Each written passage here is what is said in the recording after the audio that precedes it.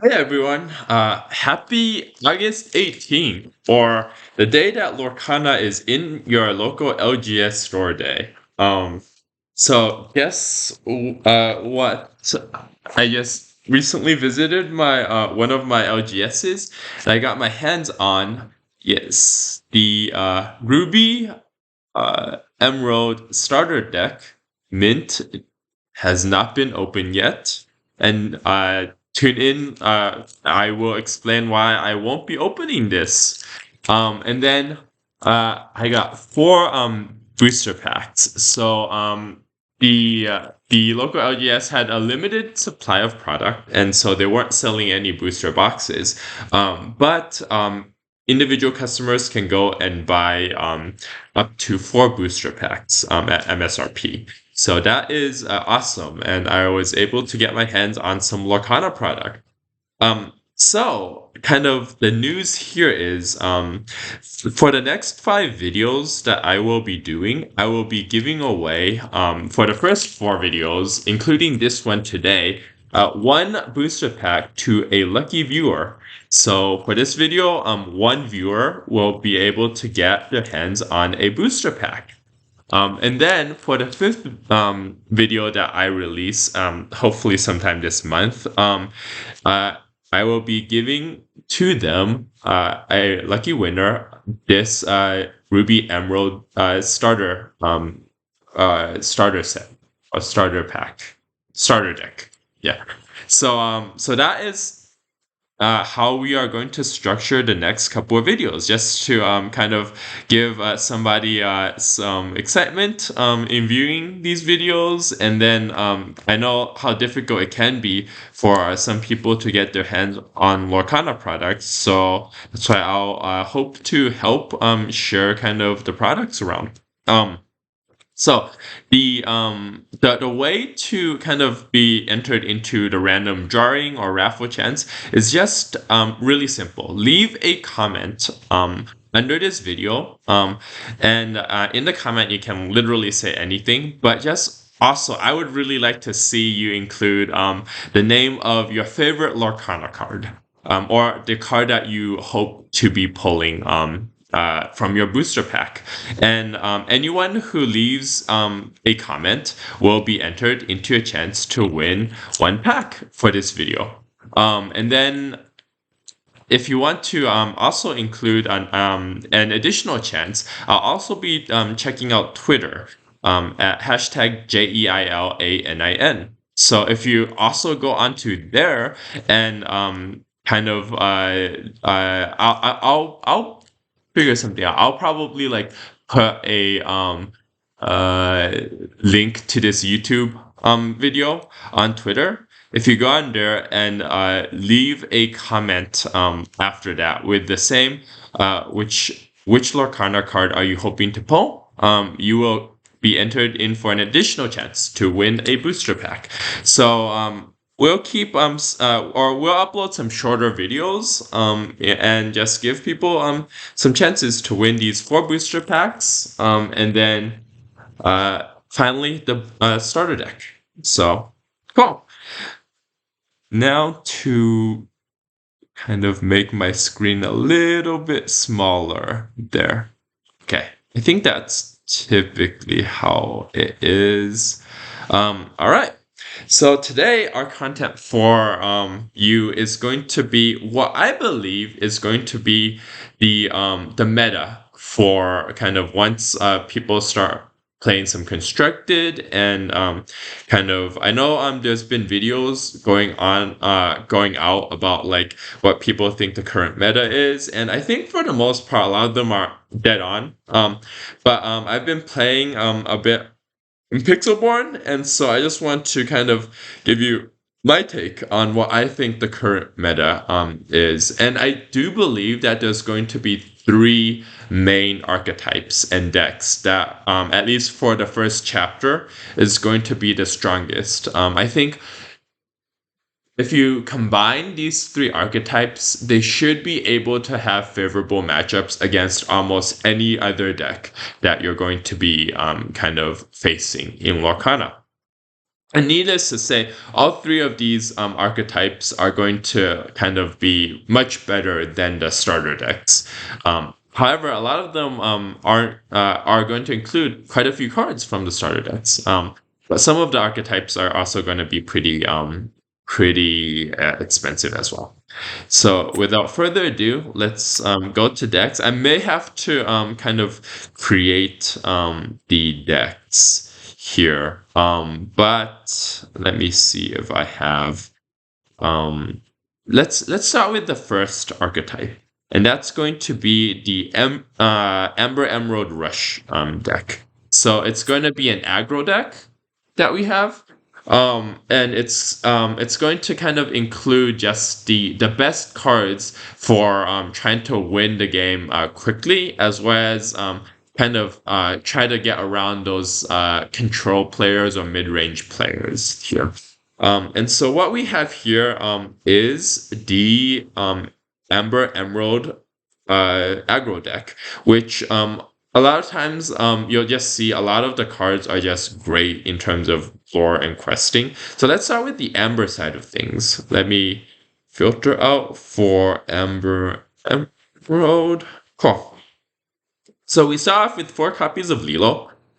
Just the access to the iconic 1 cost 1/1 that quests for 2.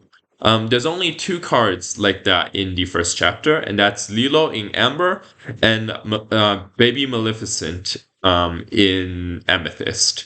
So since we're not running Amethyst here, it's going to be Lilo. That's going to be our 1 drop. And then we also include 4 copies of Stitch. The new dog. While this is a 1 cost 2/2 that quests for 1, we include it because we are running the Rockstar Stitch, which can really either take our opponents by surprise, put a faster clock on our opponent, or give us some fuel. So it just does a lot of work. We include 4 copies of the Stitch New Dog and 2 copies of Stitch Rockstar, just because it's not going to be our primary strategy. But if we do get him in hand, it's definitely a very viable strategy for our deck to run. Next, we run 2 copies of Be Our Guest. Ideally, we could run more, but Be Our Guest is one of those cards where it doesn't really help us win the game. So we really only want to play it if we don't have any relevant or good cards for the matchup in our hands. So it's not one of those cards that you're super excited on seeing in your hand. It's one of those cards where you're probably going to be glad you have in your hand. But we would most of the time take some of our other cards over Be Our Guest. We run 4 copies of Simba, the Protective Cub, great 2-drop card that his stats are 2 attack, 3 health. It quests for 1, but it has Bodyguard, and it's one of the earliest Bodyguard cards in the game. And the reason why Simba is just so good is oftentimes, especially if you go first, you play out a Lilo turn 1 and a Simba turn 2 while questing with the Lilo, and now your opponent can't remove that Lilo super easily. And a lot of times, there are surprisingly not too many 2-cost characters that can attack for 3 damage. And so a lot of times a Simba can just survive on the board for a couple of turns and just be a pain for your opponent to remove. Next, we kind of run 4 copies of kind of the high roll card just in time. And the reason why I say this is a high roll card is if this goes off, you can win really fast. What you're looking for in just in time is being able to play out either a Goofy, a Maximus, or a Kuzo. Those are the 3 hits for just in time. You probably shouldn't use just in time if you don't have either of those 3 cards. But if you do, they're always going to be good to just in time tempo, so play faster than what your opponent would be expecting and play them out there. Then we have 4 copies of Rapunzel. Just she quests for 2, which is a great kind of threat. As well as she gives you card draw if you can kind of run into an opponent's character, damage your character, and then play out Rapunzel, you can get some really nice card draw here. So she is very nice, mostly as a tech card, just in case you kind of run out of that fuel and need extra card draw. We have our 4 copies of Goofy and 4 copies of Maximus as the 5 drops. Mostly they're just in time targets, but like once you get to 5 ink in your inkwell, absolutely play them. Goofy is a great bodyguard character. 3/6, really good stats. He doesn't quest really well, but he's there to protect your other characters like Lilo. Same with Maximus, 4/5 rather than 3/6, who has bodyguard and support, but most of the time you're interested in that bodyguard stat line. And then finally we have Stitch that we've already explained to help fuel some potentially later game plays. In the Emerald, this is where things get fast and interesting. Most of the speed that you kind of get from the Amber Emerald deck comes from the Emerald side, though the Amber, Lilo, and Simba really provides a lot of speed as well. But in Emerald, we have 4 copies of Flynn Rider, which is a great. Most of the time it dies. It's a 2 cost quest for 2, but it's almost a guaranteed 1-for-1 trade. Not on the board, opponent's board, but from the opponent's hand. So when an opponent attacks Flynn Rider, they need to discard a card in their hand. And so if they discard a card and get rid of Flynn Rider, it's a 1-for-1, right? Now, if they have trouble killing Flynn Rider with any of their characters on board, that's an extra bonus. But that's what makes Flynn Rider so good. You can safely just play him down and not worry too much about getting good trades in, and just keep on questing with him, because a lot of times when an opponent attacks into him, they need to discard a card, which is already good enough for what Flynn does. Then we have our 3 cost Cheshire Cat, which is also a kind of 1-for-1 if an opponent challenges into him, and quest for 2. Starting to get the theme of here. We really like this deck focuses on speed because it doesn't really care about challenges from the opponent. All you want to do is quest, and quest as often and as much as you can, because when an opponent tries to deal with the cards on your side of the board, most of the time it's going to be a 1-for-1 trade, which means you won't be behind as opponents attack and kill off your characters. Then we run 4 copies of Jasper. This is mostly a tech card. Notice it's only a 2/4 and quests for 1. Most of the time, especially if you're playing against control or when you need like speed, you're not going to be running Jasper. You want to ink him. However, if you're running into a mirror matchup or a match where you're behind in a race, this card can single-handedly slow down your opponent a lot, because when you quest with him, you're racing yourself, but also you can prevent an opponent's character from questing, which slows them down. So this is very much a tech card against that mirror matchup or against other bro type decks. We do run 2 copies of Mother Knows Best, which is a great just Amber Emerald doesn't have any removal. Like that can just straight up kill an opponent's character. And so Mother Knows Best is the next best thing. It bounces a character back into your opponent's hand. So for example, if your opponent has a big card like a I don't know what might be relevant there, like a Mickey or the mouse Mickey, or like Maximus, or something that like can challenge into your characters without dying. Simply playing a Mother Knows Best, or potentially singing this song, allows for your weaker characters to quest now without an opponent being able to kind of kill them off with that character. So we do have 2 copies of that. Then we run 4 copies of Hans. And Hans is just also a really fast clock for the opponent. It's one of the earliest cards that can quest for 3 lore at cost 4. It has fairly decent stats, and you just want to play him down and start questing for 3. No other special things about Hans. And then we run 4 copies of Tinkerbell. We add some evasive tech into this deck. So Tinkerbell does 2 things. It has evasive itself, which makes it very difficult for the opponent to remove.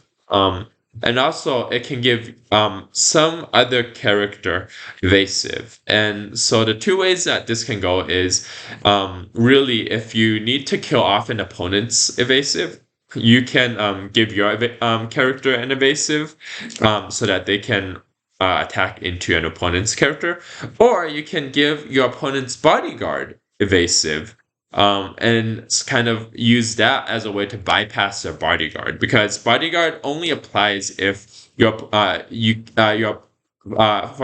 for example, if your opponent has bodyguard, it only applies if you can actually attack that. Your non-evasive characters cannot attack an evasive character, so therefore the bodyguard doesn't apply, and you can't attack into the other exerted characters. Cool. Finally, we probably have the MVP of this deck, which is Cusco. And Cusco is going to be the closest thing to a burn spell in like other trading card games like Magic that you're going to see. It's a 5 cost, 2/4 that has ward and an ability that's like the Cheshire Cat, where if an opponent attacks into it and kills this character, the opponent's character, you can choose to have that character die as well. But notably, it quests for 3 and it has ward, and that combination is just deadly. So, in other words, when you play out Cusco, opponents, even like with normal removal, can't target Cusco because of ward, and so you're almost essentially guaranteed to get 3 lore from Cusco at the very least. The only cards that can stop Cusco is the Giant Tink, Grab Your Swords, and Be Prepared, which deals damage across the board and are like kind of non-targeted removal cards. But outside of those 3 cards, nothing can affect Cusco when you play him. Sure, when you quest with him, he becomes exerted, and so now your opponent can attack into him. However, you've already quested and gotten the 3 lores, so it's very difficult for an opponent to prevent you from getting those 3 lores. And then finally, we have 2 copies of the Genie, which is always great. The Genie just has evasive, just like the Tinkerbell. And then when you play it, you get to return a character from on your opponent's side of the board back to their hand, just like Mother Knows Best. So realistically, if you combine Tinkerbell and Mother Knows Best, it's 7 card points worth of stuff going on, 7 cost. It only costs 6 to play that Genie, and it's only 1 card that has the effect of 2 cards. So just amazing right there. Yeah. So that's pretty much the Amber Emerald kind of archetype. I won't be doing any kind of gameplay or commentary there. I'll probably do some later.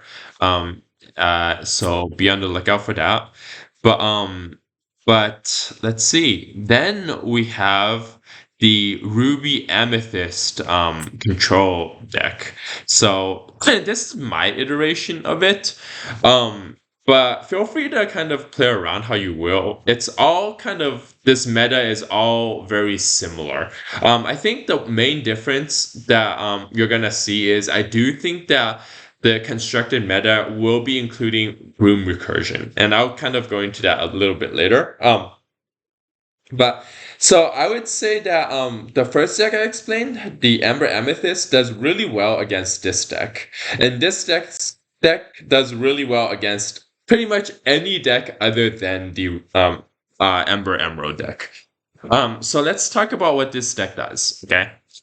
This deck has a lot of early kind of attacky characters. So you're gonna see quite a few one cost, two costs, and three cost cards.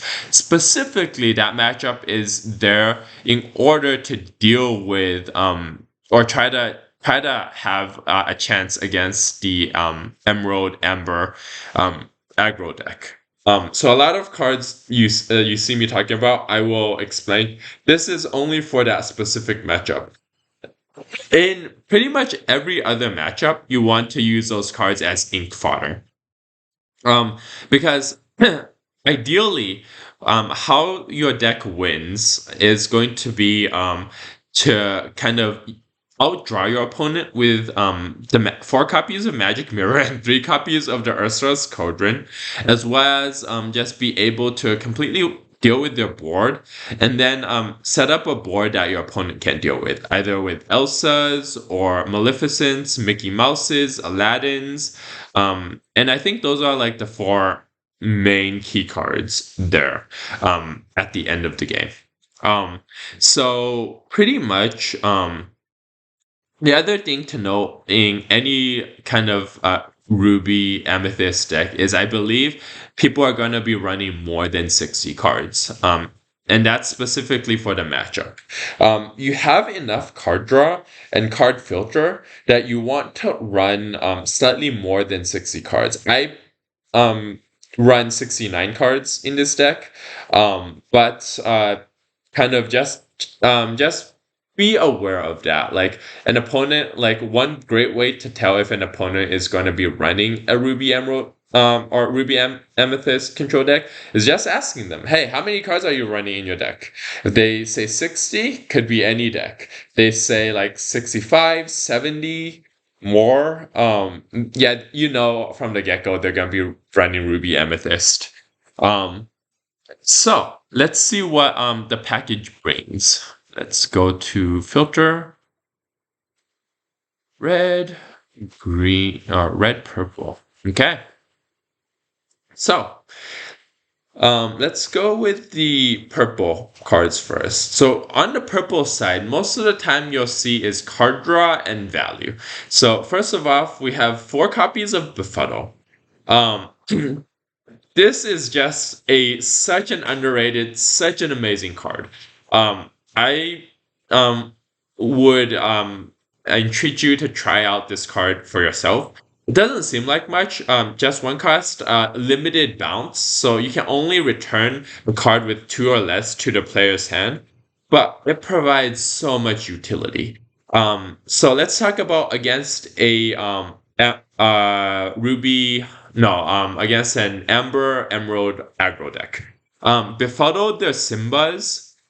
You really want to try to befuddle their 2 cost cards. Unless you have multiple befuddles in your hand, then you can befuddle their 1 cost 2 lore like Lilo cards. But if you befuddle their Simba, your characters can just kill off their Lilo, and it just provides really good early game stabilization or delay to hopefully get you to a be prepared turn, or just get you to delay your opponent long enough for you to stabilize the board. Now let's talk about against a mirror matchup. You're thinking, so yeah, but what about against a deck that has no aggro, that doesn't run many 1-drop or 2-drops? I would say still try to keep them in your hand. I mean, if you have to ink them in order to play your other cards, by all means do so. But if you keep them in your hand, one other great target for Befuddle is your Magic Brooms. So in Ruby-amethyst, you really don't have too many ways to bring a card back from your graveyard, but Magic Brooms is a great way to do so. And with Befuddle, essentially, if you play out Magic Brooms, and then you befuddle, you bounce that Magic Brooms back, and you can play it again. And every single time you play a Magic Broom, you get to recurse 1 card back from your graveyard, and it's just so much value. A lot of times you want to save that for when you need to re-get your Elsas or your Maleficent dragons, or your Aladdins. all of your threats, right? So now, like when your opponent counts, hey, this Ruby-amethyst player has already played all four of their B preparers. Just drop down a broom and return one of your B preparers, and now you have another one that they are going to have to try to play around. So therein lies the value of befuddle. I already harped on brooms. I include two copies of the brooms because it's just such great as a um, uh, kind of mirror match just winner. So most of the time when I play, and each player has their own play styles, but when I play Ruby Amethyst and I see a mirror matchup, or I see honestly, even if I just see opponent play out any single Ruby or Amethyst or Sapphire um, card, I'm immediately thinking about okay, play of the game now is no longer to quest the 20 lore. It's about decking your opponent, making sure you always have more cards in your deck than your opponent, and figuring out how to continue to keep that status quo. Sure, they make for very long games, but I think it's by far the most consistent way to beat that control mirror matchup. And we definitely want consistency rather than a toss-up chance of being able to get to that 20 lore. And the reason for this is just because against control, it's just so hard to get lore to stick on the board. And so when you have magic brooms, it makes it one much more difficult for your opponent to predict how many cards you have in your deck before you deck out. And two, it just always ensures that you can draw a few more cards early game to just be able to answer all of your opponent's actions without kind of falling behind on kind of that decking race. Then we have four copies of the Magic Mirror. You always want Magic Mirror, especially if you have start to get to that 7 or 8 ink kind of line. Just being able to draw whenever you want is super important for this deck. In that mirror match, you always want to make sure that you keep your deck a few cards more than your opponent. And then we have 3 copies of the Ursula's Cauldron. Yeah, we're running. I know a lot of players split it between like 2-2 or 1-3. I'm just running straight up 3 Ursula's Cauldron, 4 Magic Mirrors. Honestly, I would run for 4 Ursula's Cauldron if I could, but it's really difficult trying to keep the uninkables down in this deck. And I think I'm already running like over 20 uninkables. The only saving grace is that Ursula's Cauldron is a great way to filter for those inkable cards that you need in order to ink, and we're running more than 60 cards. So it kind of dilutes down and allows us to run a little bit more than the recommended 12 to 14 uninkables in a constructed deck. Ursula's Cauldron, yeah, once again, is great. I would almost say it's almost essential against the Amber Emerald aggro deck, because a lot of times against that deck, you don't have time to get card draw from Magic Mirror. Ursula's Cauldron is free, and it essentially allows you to filter your decks for those inkables that you need in order to get to your Be Prepared, or just the relevant cards that you need in order to try to stabilize the board. So always be on the lookout for an Ursula's Cauldron against that Amber Emerald aggro deck. But also in a mirror match against a control deck, Ursula's Cauldron is a great way to filter cards, get to your brooms so that now you're not worried about having a magic broom as the last card in your deck. And also you're not drawing with Ursula's Cauldron, so you keep your deck size healthy and always above your opponents. Cool. Now we run 3 copies of Elsa. And specifically, this card is tech for the shield. So a lot of Ruby-amethyst players run the Shield of Virtue, or the card that allows you to untap one of your characters. And what they really like to do is just play out a character, quest. And just keep one on their side of the board and keep on questing and untapping that card.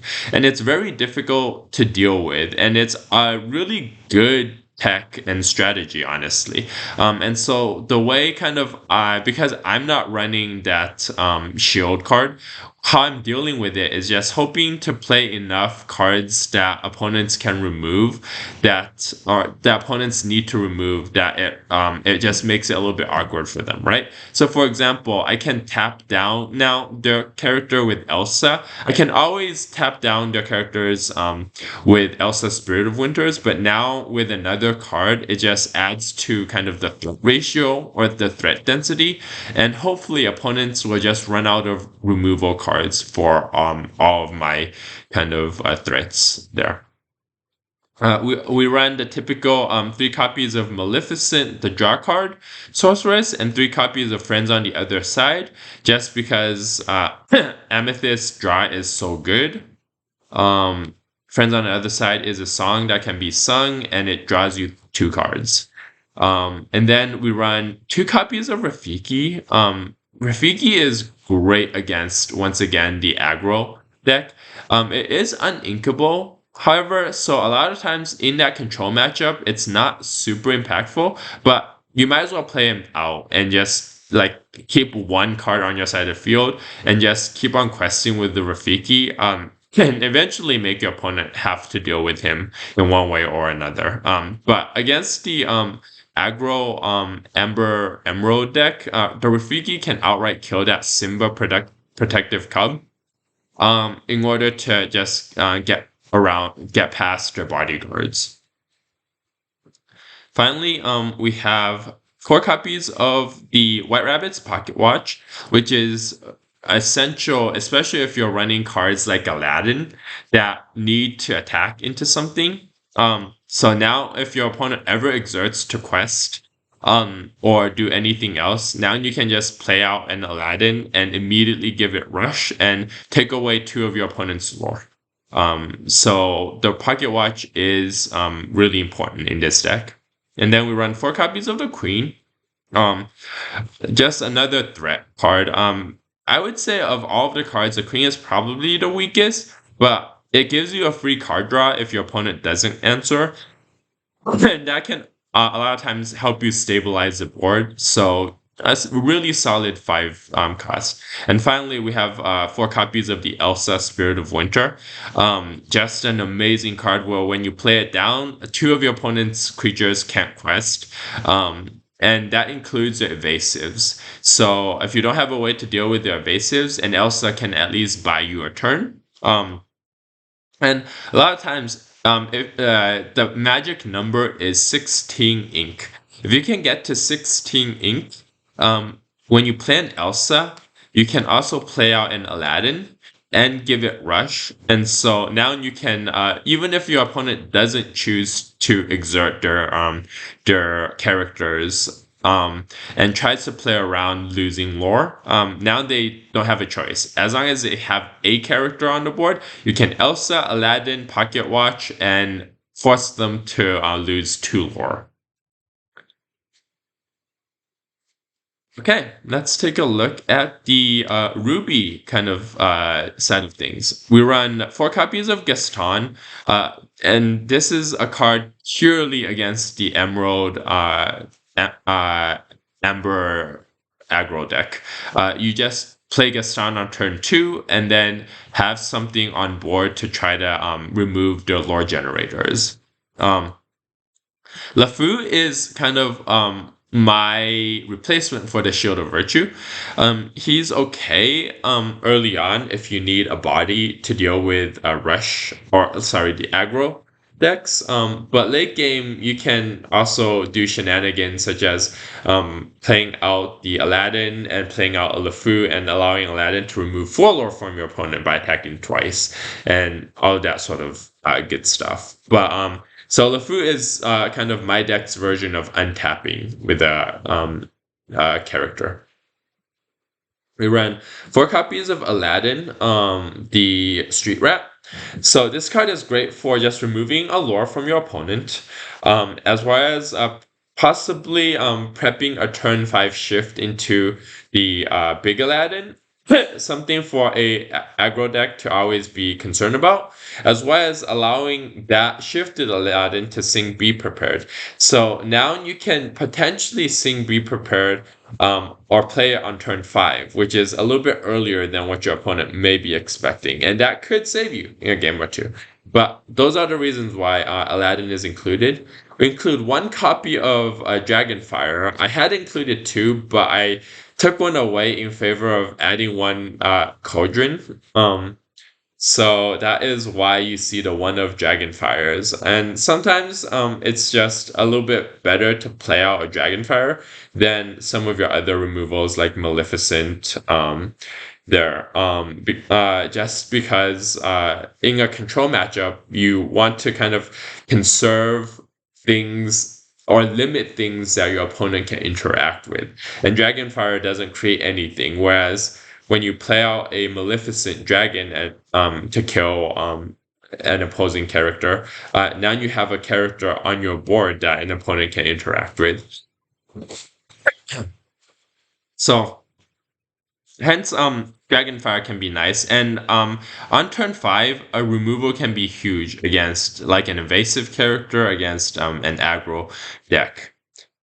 We also run 2 copies of the Maui. So Maui is great too. Against I guess like really against those mid-range type of decks.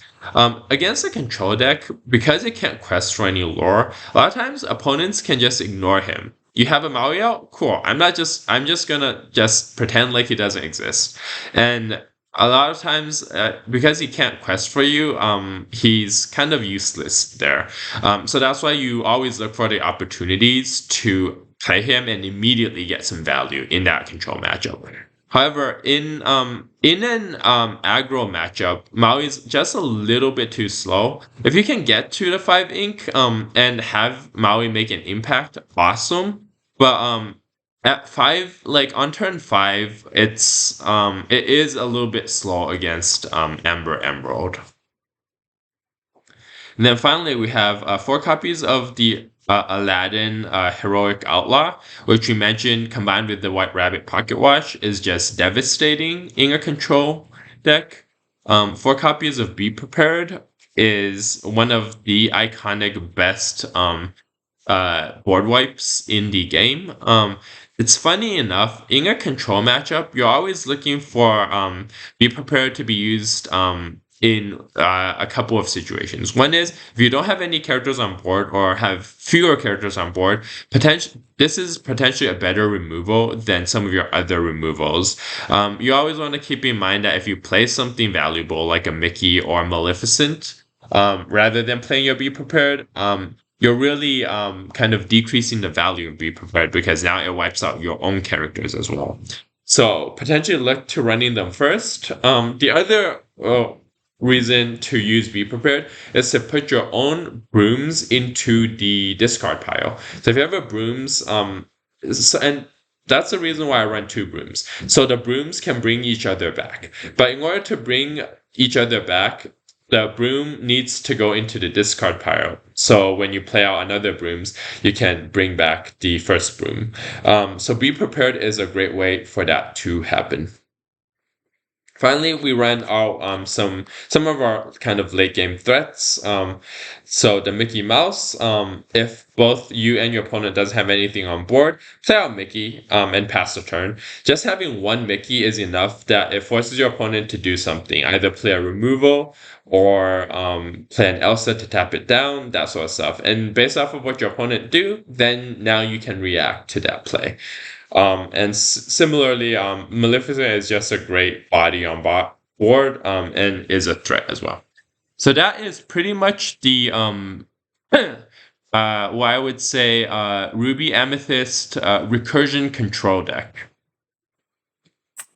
finally, I think what kind of the iteration of uh the mid-range deck that is going to be good against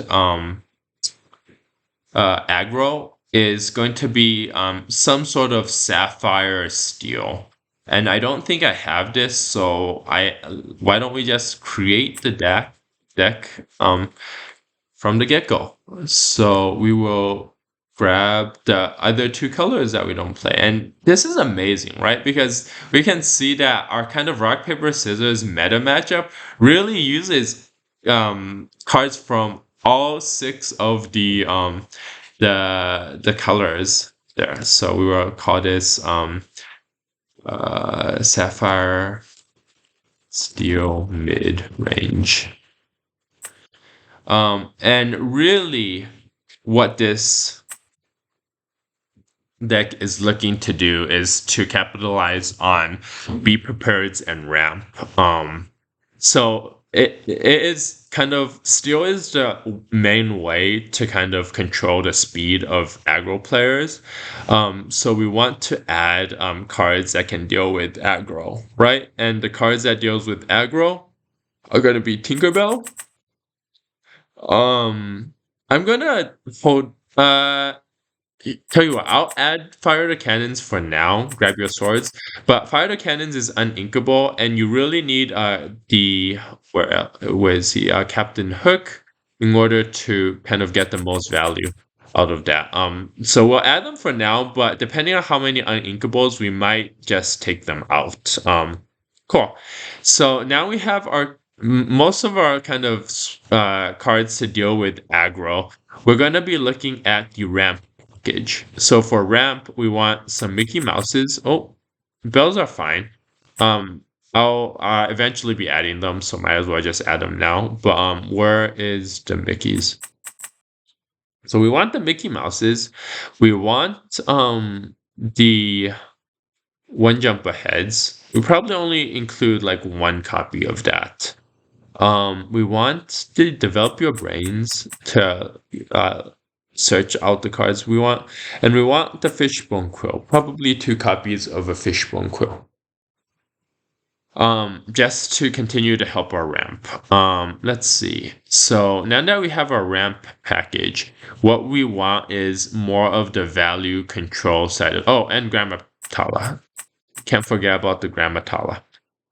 So now we want kind of our win conditions and late game stuff. And so I would say Hades is always a must include. Let's see. The 5 cost Maleficent. Just a lot of value there. Robin Hood's for card draw. Let It Goes for more removal. And then probably we do want to run a whole new worlds. Let's see. We probably want to include like 2 copies of Beast Mirror there. And we want to include a small Tinkerbell just to be able to shift onto it. Are we concerned about evasives?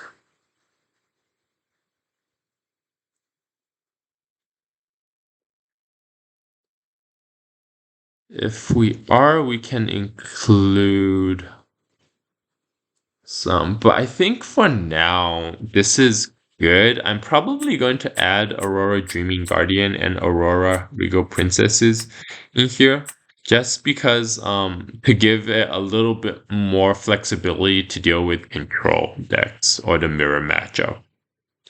Cool.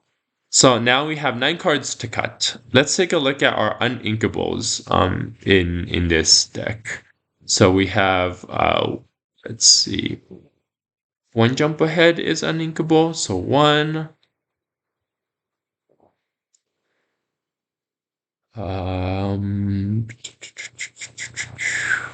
4 copies of Mickey, so that's 5. Our Bell's inkable. think Bell is inkable. Bell is inkable. Okay, so 5. Let It Goes are inkable. Maleficent are inkable. Robin Hood should be inkable. Yeah. And Hades. So that's 9. Hades is uninkable. So 9 uninkable so far. Plus Fire the Cannons is 13. Plus A Whole New World is 17. And Grab Your Swords is 21. And Captain Hook is 25. So way too much. So we need to cut at least 8. So Fire the Cannons is gotta go because we just get too much value out of the other cards. And then Captain Hooks we don't need now.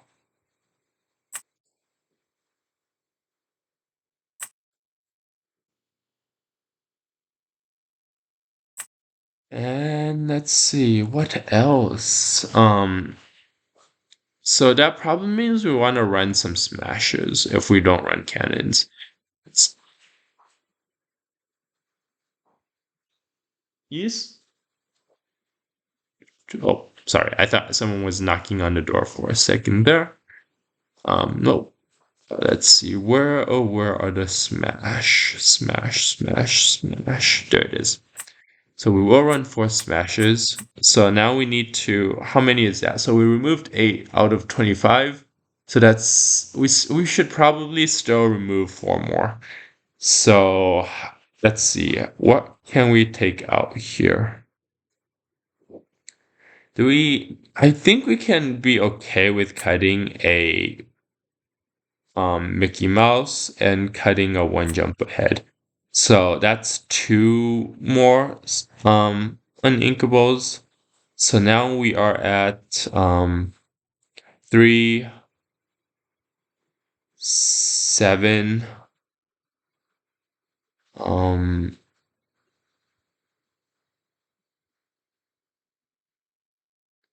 11, 15. Let's see if we can cut 1 more. Bring us down to that sweet spot of the 14. Though we do have the fishbone quill. So that actually helps us get rid of some of our inkables. So I think because we have fishbone, 15 is fine. So now we just need to cut out 3 cards. What 3 cards do we cut out in this package? I do think that the Auroras is probably going to be the earliest cuts. And then the 5-cost Aurora, Dreaming Guardian. Yeah, so I think this looks to be a pretty decent kind of Sapphire-steel mid-range deck. And the reason why it just does so well against Amber Amethyst or Amber Emerald aggro is just because you got your Grab Your Swords, you got your board wipes, you got your Tinkerbells, and your small removals like Smash deal 3 damage, and you have Hades, and you have enough removal so that it really pressures your opponent and doesn't allow them to like kind of race to the 20 lore that they need. But the reason it doesn't do as good against Ruby-amethyst is because it doesn't run as strong of removal cards. It does not have the board wipes. The best thing you can do is play multiple Grab Your Swords to try to do a board wipe. So as Amethyst Ruby players, a lot of their cards have 5 health. So they feel perfectly okay just spamming out those 5 health cards and not worry about running into a Be Prepared. The other issue with Sapphire-steel mid-range is you don't have as much card draw as Amethyst Ruby. You do have a Whole New World, but that also helps the control player. But outside of that, really the only draw you have is in Robin Hoods, and you just don't have as much value out of your deck as the Amethyst Ruby deck, control deck. So those are the three metas that I really foresee kind of the first chapter constructed to revolve around. And we'll see kind of how my predictions end up being as we kind of get into later on in the year with more constructed tournaments and all of that good stuff going on. Cool. As a reminder, and if you stuck around to the end of the video, thank you so much. Hope you got something out of this. As a reminder, I will be giving away, let's say, this Mickey Mouse Brave Little Tailor Lorcana booster pack to to someone who has watched this video and left a comment. So remember, in your comment, I'd really like to see if you just mentioned what is the card that you would want to see the most in the from pulling a card in the booster packs. But essentially, anyone who leaves a comment will be entered into a chance to win. And if you also leave a comment on my Twitter post that I will be posting connected to this video, you will get an additional chance to enter to win. So good luck, all of you, and may all of the enchanteds be in your packs. Thank you, and have a great rest of your day. Take care.